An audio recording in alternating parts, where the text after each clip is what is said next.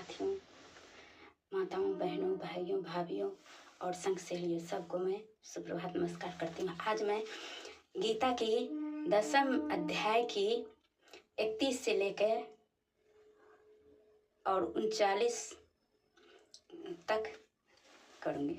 आप लोग सुनेंगे और लाइक शेयर कमेंट अवश्य करेंगे प्लीज। नमस्कार। हे अर्जुन, सृष्टियों के आदि और अंत और मध्य भी मैं ही हूँ तथा मैं विधाओं में आध्यात्म विधा तथा ब्रह्म विधा एवं परस्पर में विवाद करने वालों में तत्व निर्णय के लिए किया जाने वाला वाद हूँ। मैं अक्षरों में आकार और समांशों में द्वंद्व नामक समास हूँ तथा अक्षय काल अर्थात काल का भी महाकाल और विराट स्वरूप सबका धारण पोषण करने वाला भी मैं ही हूँ।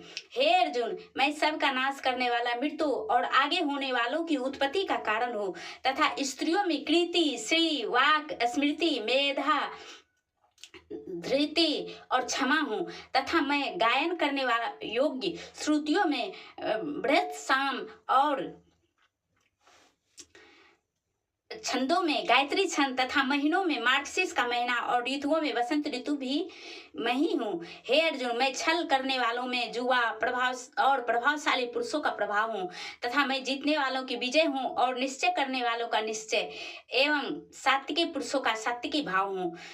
वृषणवंशियों में वासुदेव अर्थात मैं स्वयं तुम्हारा सखा और पांडवों में धनंजय अर्थात तू एवं मुनियों में वेद व्यास और कवियों में शुक्राचार्य कवि भी मैं ही हूँ और दमन करने वालों का दंड अर्थात दमन करने की शक्ति हूँ, जीतने की इच्छा वालों का नीति हूँ और गोपनीयों में अर्थात गुप्त रखने योग्य भावों में मौन हूँ तथा ज्ञानवानों का तत्व ज्ञान मैं ही हूँ। और हे अर्जुन, जो सब भूतों की उत्पत्ति का कारण है वह भी मैं ही हूँ, क्योंकि ऐसा वह चर और अचर कोई भी भूत नहीं है कि जो मेरे से रहित होवे, इसलिए सब कुछ मेरा ही स्वरूप है। हे परंतप, मेरी दिव्य विभूतियों का अंत नहीं है। यह तो मैंने अपनी विभूतियों का विस्तार तेरे लिए एक देश से अर्थात संक्षेप से कहा है। 39 के बदला मैं 40वां श्लोक कर ली हूँ और कल मैं 40 के बाद यह 42 श्लोक का ही 10वां अध्याय है, तो इसीलिए कल 42 श्लोक पूरा करके 40 तो हो ही गई है।